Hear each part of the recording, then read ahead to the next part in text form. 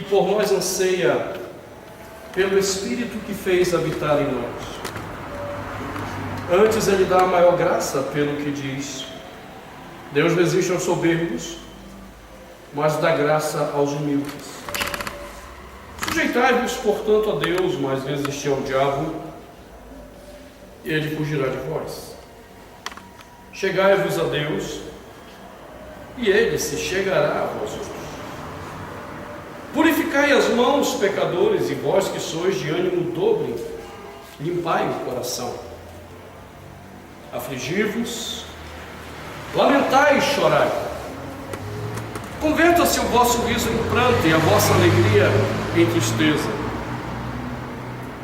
Humilhai-vos na presença do Senhor, e ele vos exaltará.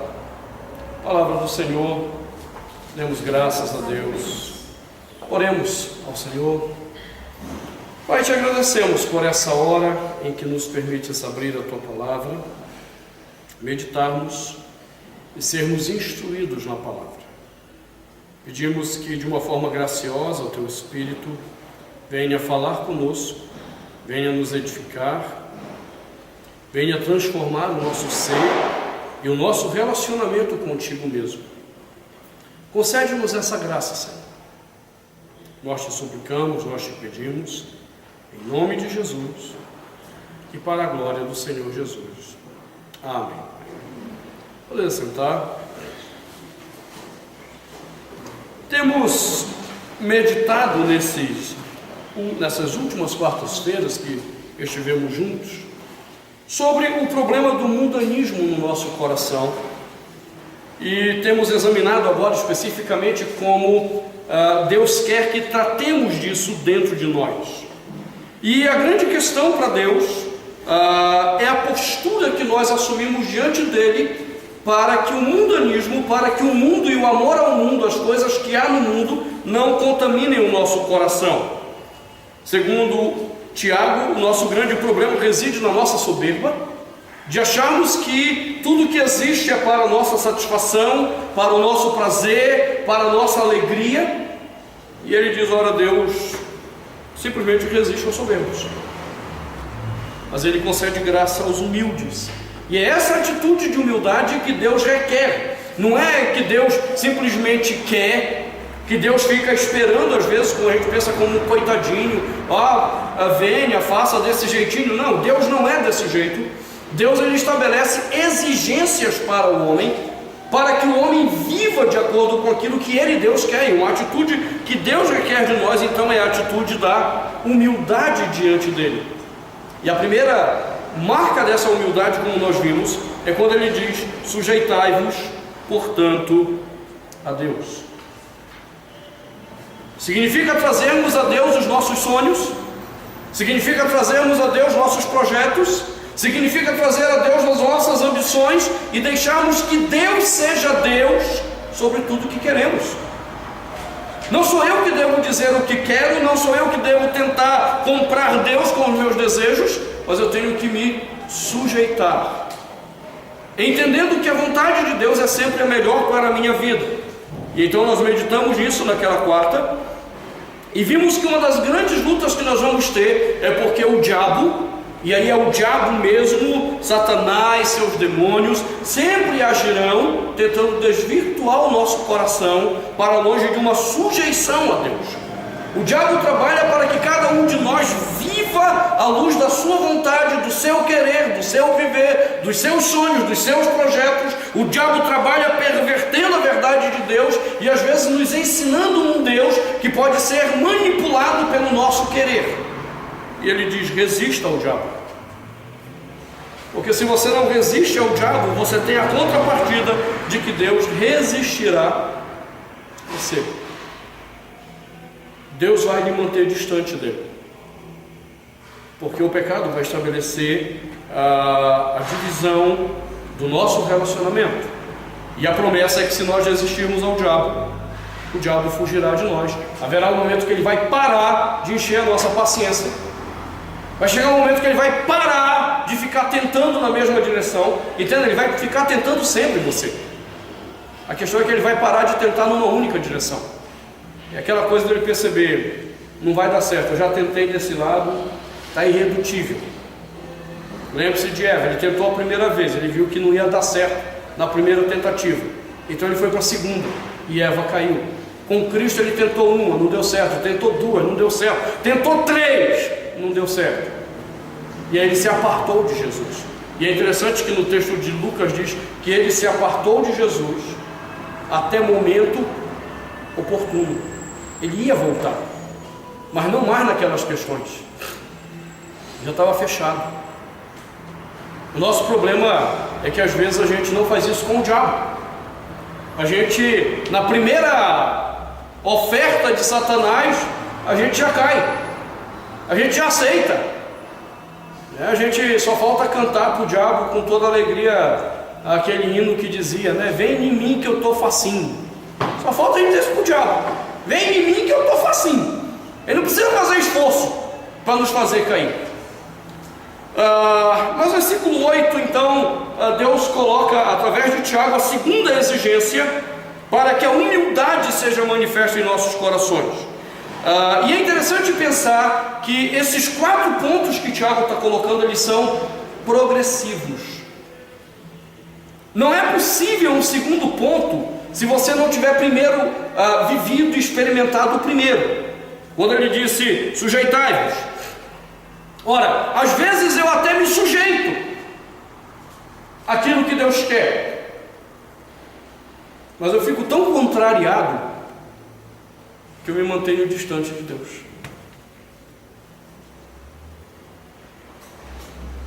É isso que é doido às vezes. Tem muito crente assim. Ele até se sujeita, porque ele tem medo de Deus, porque ele tem medo da punição de Deus. Ele até obedece, mas o coração está contrariado. Então ele também não faz nenhum esforço de aproximação a Deus.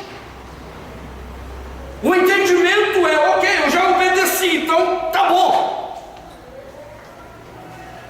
Ok, eu já cumpri o que o Senhor quer, tá bom. E isso não revela humildade. Às vezes isso revela apenas soberba dentro do nosso coração. Do tipo, ok, eu obedeci o que Deus quer, você viu? Eu dominei o pecado dentro de mim, você viu? Obedeci ao Senhor.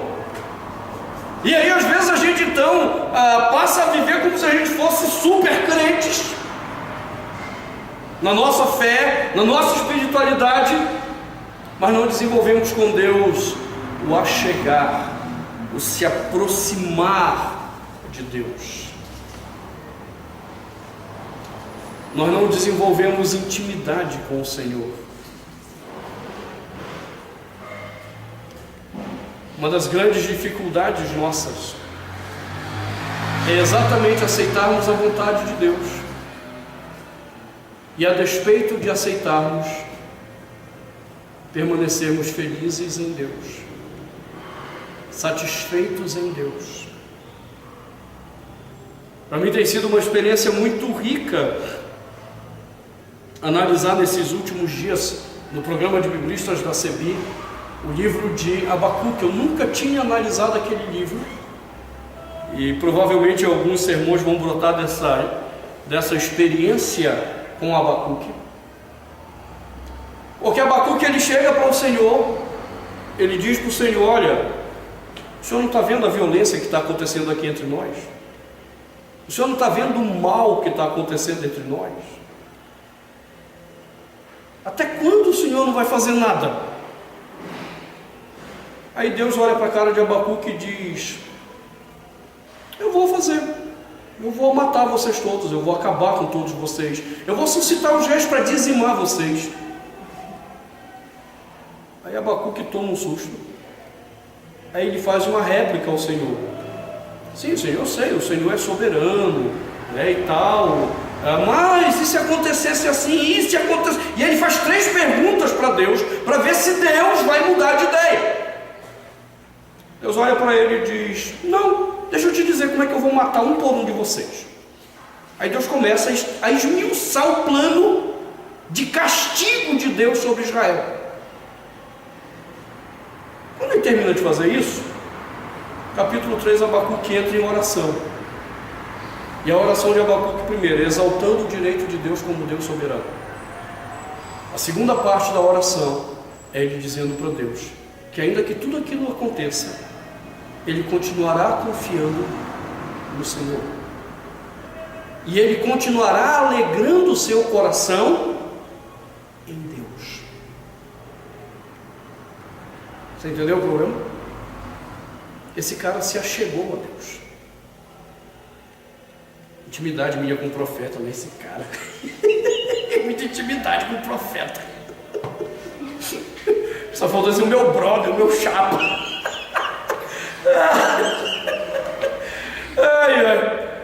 Abacuque simplesmente ele aceita a ideia de que Deus vai punir, e vai punir de forma dura.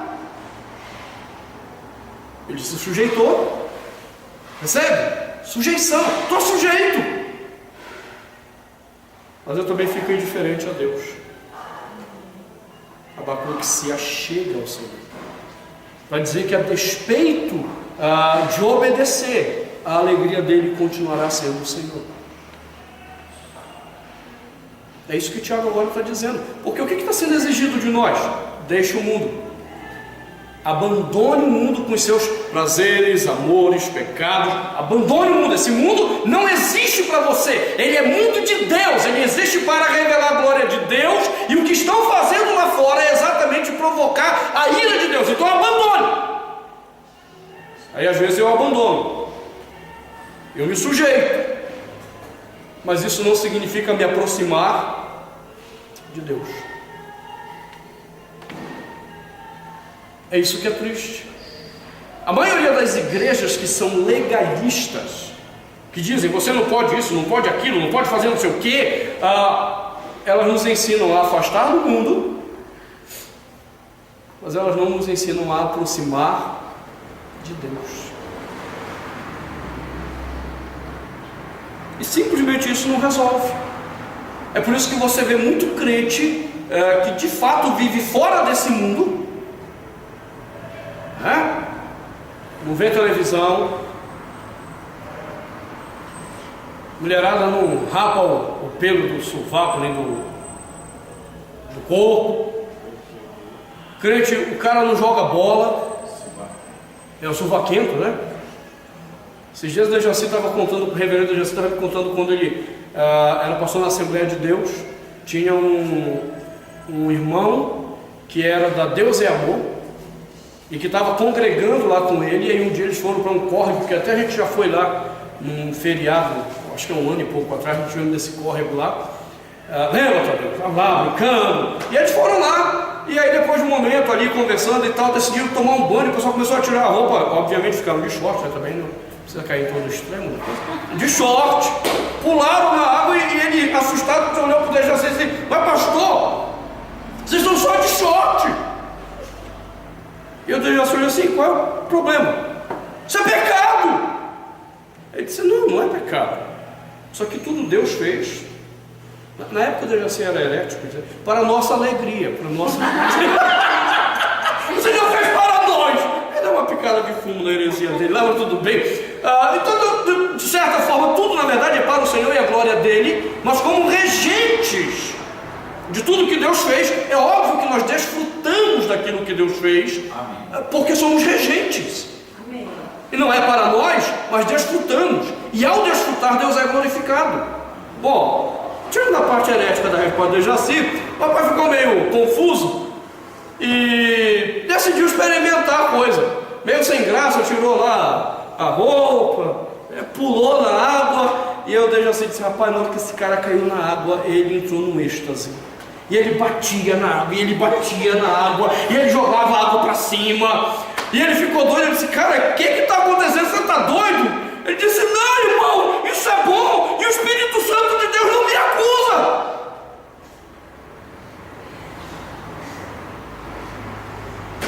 Você vê que loucura é o legalismo.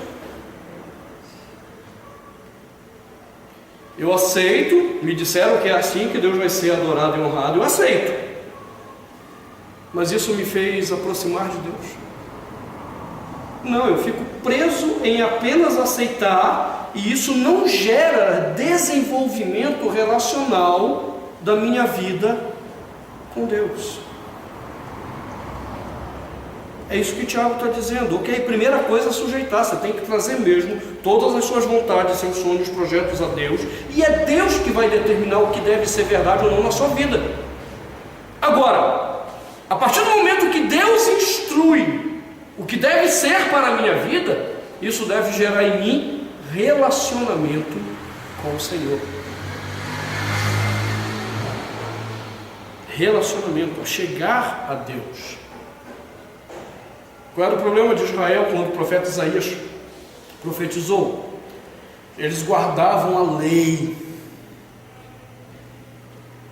Aí Deus olha para eles no capítulo 1 de Isaías e diz: o meu povo não me conhece. Eles guardavam toda a lei, se sujeitavam, mas isso não gerava neles proximidade de Deus. A sujeição à vontade de Deus tem que me levar de coração aberto para Deus, a fim de me relacionar com Ele, até porque é nele que eu vou encontrar consolo para muitas das minhas renúncias que eu vou fazer. Você acha que eu vou gostar de fazer algumas renúncias? O pecado miseravelmente opera dentro de mim. O pecado miseravelmente quer que eu continue vivendo para a minha satisfação. Você acha que eu vou gostar das renúncias que eu vou fazer? Quem é o único que pode trazer consolo no momento que eu renuncio e o meu coração é agredido? Aquele que exigiu de mim a renúncia. Ele traz consolo. E Ele me fará compreender. E Ele me fará aceitar a vontade dEle.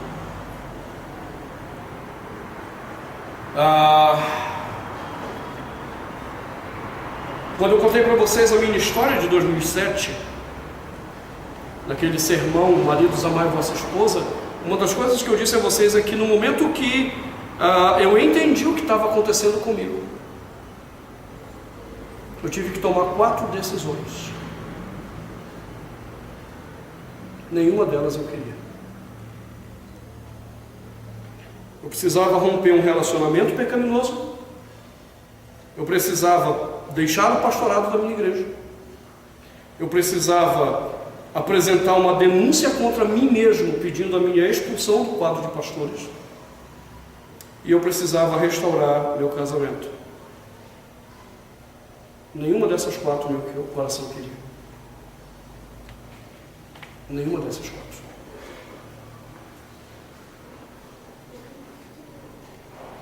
Onde que eu tinha conforto para poder lutar e fazer o que era certo? No próprio Deus.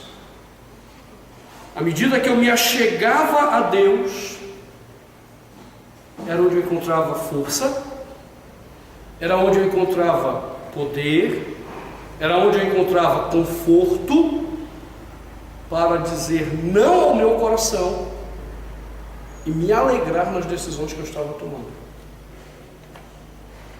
Sujeição tem que gerar aproximação. Sujeição sem aproximação de Deus deixa meu coração seco, deixa meu coração frustrado, deixa meu coração amargurado, deixa meu coração revoltado. Se eu faço renúncias por causa do Senhor, então é melhor eu me achegar ao Senhor, porque senão eu vou ficar no vazio. É por isso que Tiago diz: chegai-vos a Deus, e Ele se chegará a vós outros. À medida que eu renuncio ao que tenho que renunciar e busco ao Senhor, qual é a promessa? Deus vai ficar olhando de longe e dizendo: não, eu quero papo contigo não, cara. Você acha que Deus vai dizer isso? É óbvio que não. Há uma frase, né, de Dom Paulo, obrigado, que eu gosto muito, que ele diz: colocado ali água. Obrigado. Que Deus, ele tem um grande defeito. que é um defeito incurável em Deus. Ele não pode ver um coração quebrantado, um coração pedindo misericórdia, que ele vai lá e abraça. Eu nunca pensei por esse lado do defeito, mas é engraçado como o bispo coloca, porque é uma grande verdade. Deus, ele é extremamente bruto com o nosso pecado, mas ele é extremamente amoroso com corações quebrantados. Deus resiste à sua face, Deus resiste à sua vida, enquanto você quer viver por você mesmo e para você. Mas na hora que você aprende a se sujeitar e busca o Senhor, qual é a promessa? Chegai-vos a Deus, e Ele se chegará a vós outros. E é aquela história, não importa o que você tenha feito, isso é que eu acho fantástico em Deus. Eu acho isso incrível em Deus. Você pode ver quando a gente briga, aí você vai pedir perdão, aí o outro diz assim: senhor que é fácil assim? Vem, fala o que quer, faz o que quer, né? Agora é perdão. A gente apronta com Deus, a gente olha para a cara dele e diz: perdão. E Deus vê o coração quebrantado, Deus vê que é sincero, Ele acolhe. Ele não resiste aos humildes.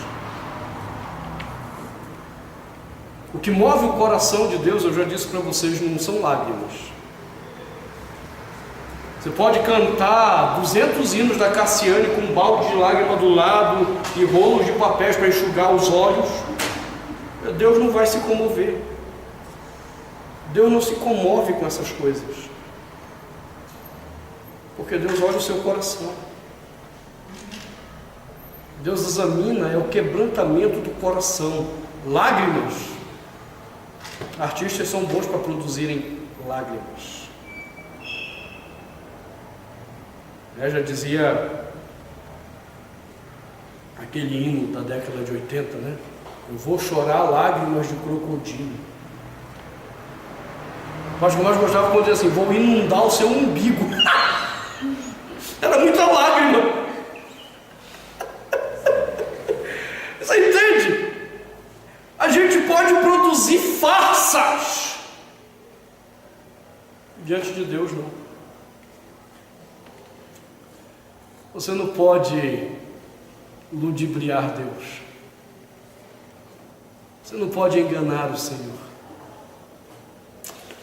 O Senhor diz: chegai-vos a Deus. E se Ele vê realmente esse seu desejo de se achegar a Ele, de se aproximar para um relacionamento curador, reparador, de restauração em relação ao mundanismo que você estava vivendo, se você se aproxima quebrantado, Deus não rejeita. Aí Ele remove a barreira, Ele tira a barreira que o pecado tinha colocado, e nós entramos num relacionamento de cura com Deus. Agora, como deve ser essa aproximação? Observe que Tiago diz que há dois elementos que caracterizam essa aproximação. Primeiro ele diz: purificai as mãos, pecadores, e vós que sois de ânimo dobre, limpai o coração. Como deve ser nossa aproximação a Deus depois de nos sujeitarmos? Depois de aceitarmos em trazer a Ele todos os nossos sonhos, projetos, ambições, sujeitarmos tudo a Ele e então decidirmos chegar a Ele para sermos curados de tudo aquilo, o que deve caracterizar isso? Purificar as mãos e limpar o coração. E eu quero então examinar isso na outra semana. Nós estaremos juntos, permitindo o Senhor, na próxima quarta-feira, para que eu possa concluir essa análise do versículo 8, sobre a humildade que atrai a graça de Deus, o favor de Deus, favor imerecido sobre a nossa vida. Amém? Vamos orar? Senhor, te damos graças em nome de Jesus por essa hora bendita, pela palavra que nos permites meditar, palavra de enriquecimento do nosso coração, palavra de confronto para o nosso relacionamento contigo. Eu venho pedir ao Senhor a tua bênção, a tua graça, para que possamos compreender essa palavra, e essa palavra então encontre lugar de fato dentro de nós, e essa palavra seja transformadora no nosso viver, para o louvor do teu nome, Senhor. Em nome de Jesus e para a glória do Senhor Jesus. Amém.